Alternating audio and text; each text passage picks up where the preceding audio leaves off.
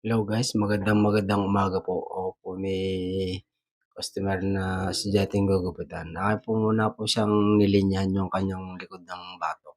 Para pagsisimula ko, alam kung saan ako magsisimula.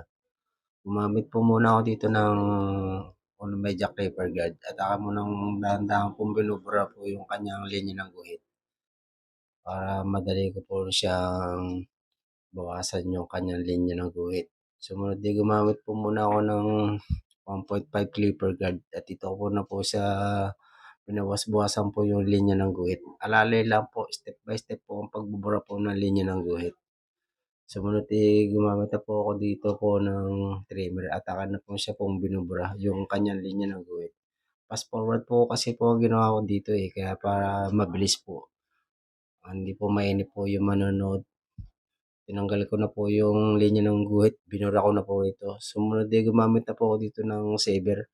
Tinanggal ko na po yung mga balibong pusa sa likod ng tenga, sa pisngi. Sumunod tinanggal ko na po yung mga lampas do sa kantuhan. Tapos binawas-bawas ako ng tika-konti yung likod. Konti lang ang pinabawas niya sa likod. Sumunod pininahan ko yung likod hanggang doon sa likod ng tenga, hanggang doon sa may patilya, pininahan ko na po.